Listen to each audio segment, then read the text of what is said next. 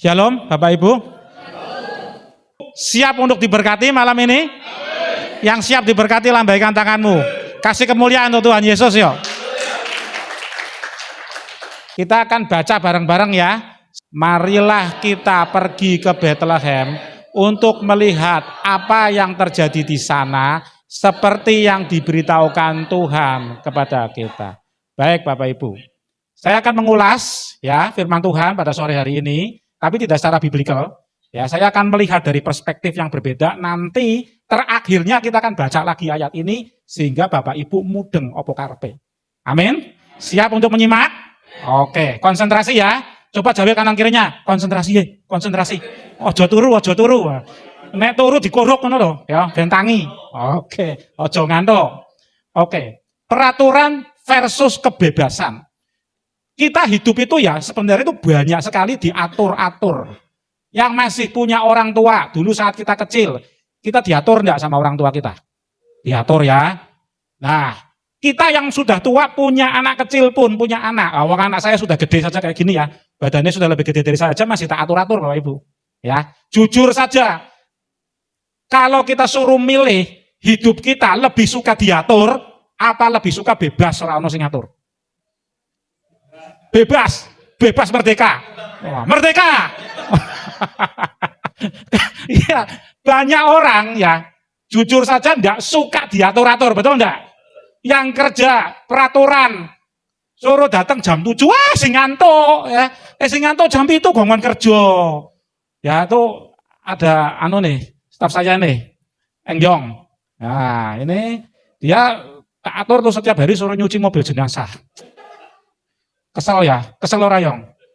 Pengennya kan ora usah dikumbah ya. Pengennya kayak gitu, karyawan saya juga banyak Bapak Ibu. Mereka biasanya enggak mau diatur. Nah, oke. Tapi apa yang terjadi dalam kehidupan kita? Kalau enggak ada peraturan. Coba, kita masuk ke toko apa di sini Indomaret dah misalnya ya. Apa ke toko Basa atau ke toko Sorba Jogja lah. Kan boleh ngambil sendiri-sendiri kan. Nah, kayak enggak ada aturannya ya. Kalau enggak ada aturannya kan kita dijiko kabeh apa ora? Joko kabeh. Barangnya ora aturane kok, jiko kabeh. Ya toh, pengen apa jukut, pengen apa jukut, pengen apa jukut. Tinggal balik kok bae. Ora usah bayar. Seneng ora Bapak Ibu? Bapak Ibu seneng sing duwe toko sing ora seneng. Makanya ini ya, waduh, maka coba lalu lintas kayak gini. Kalau ndak ada aturan, ndak ada lampu merah, ya. Merah itu tandanya berhenti apa jalan terus? Berhenti, kalau hijau jalan terus. Kalau kuning hati-hati kan? Enggak, kalau di sini kalau kuning ngebut malah justru. Kuningnya berarti panabang ya, atau ngebut juas gitu. Lah ini nanti akhirnya jadi macet kalau enggak. Bayangin kalau enggak ada peraturan. Waduh, hidup itu semrawut dan uyel-uyelan. Coba itu kayak gini kan enggak enak Bapak Ibu ya. Maka orang harus antri. Oke. Coba saya masih ingat ya, mungkin beberapa adik-adik yang muda itu tahun 98 belum lahir. Nah, saya waktu itu sudah lulus sebentar 9 ya, saya sudah kuliah. Nah, saya sudah kuliah tuh tahun 98, sudah lulus kayaknya malah. Sudah lulus ya. Itu terjadi peraturan itu kayak enggak ada peraturan saat itu. Hukum itu kayak enggak ada hukum. Jadi apa yang terjadi?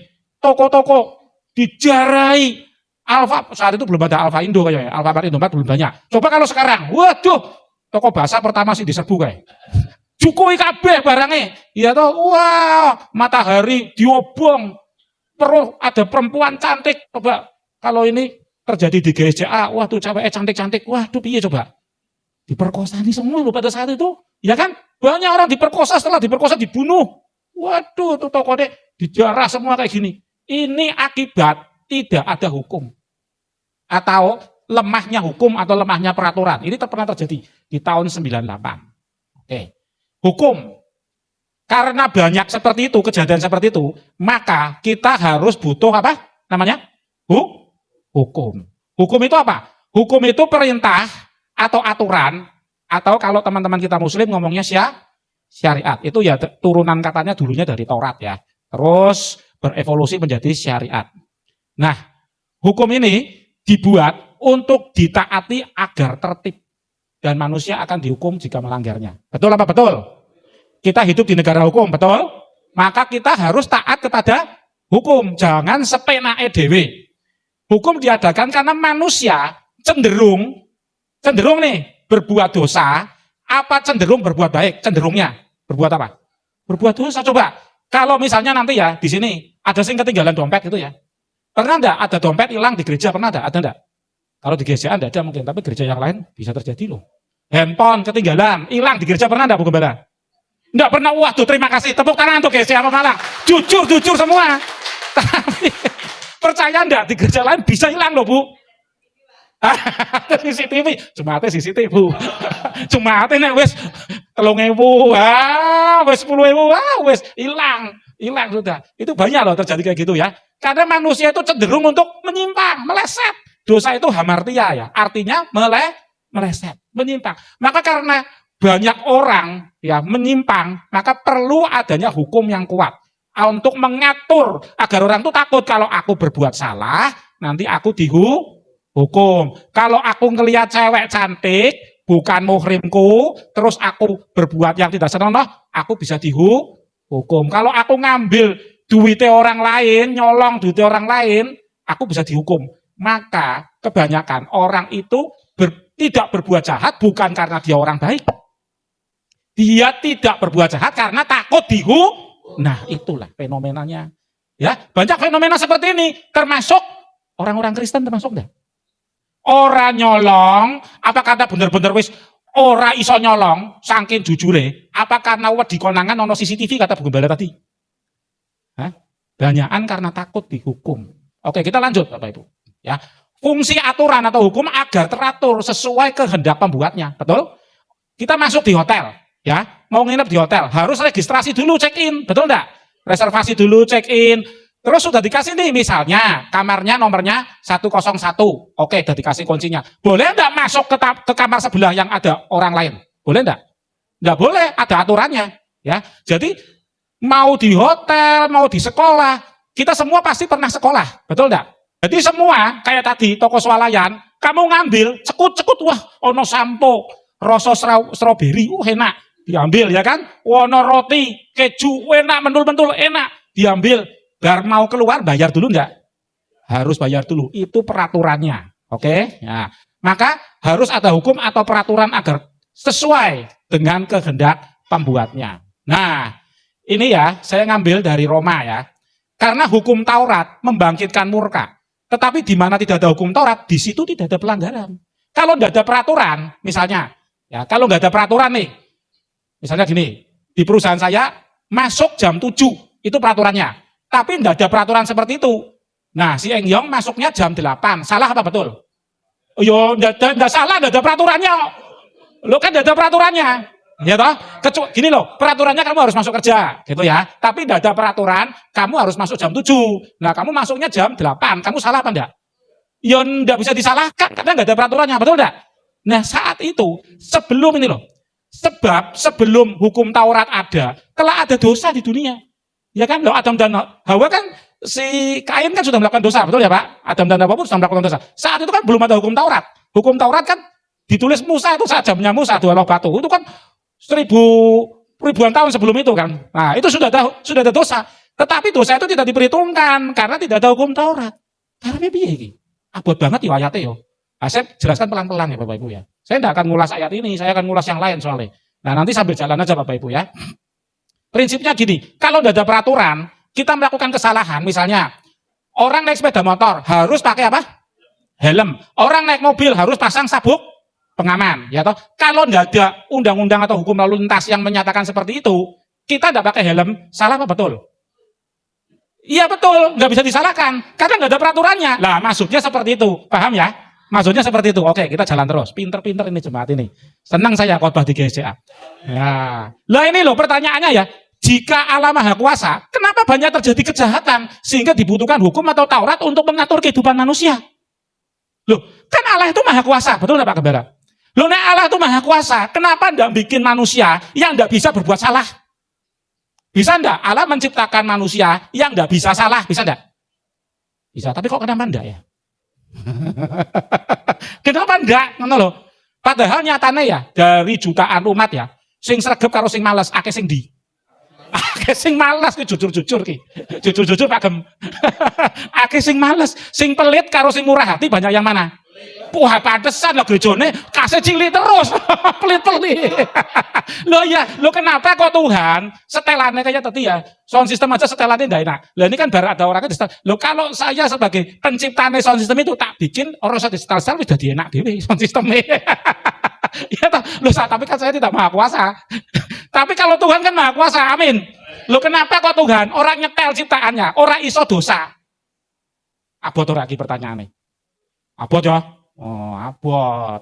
Abotnya pirang kilo, Pak?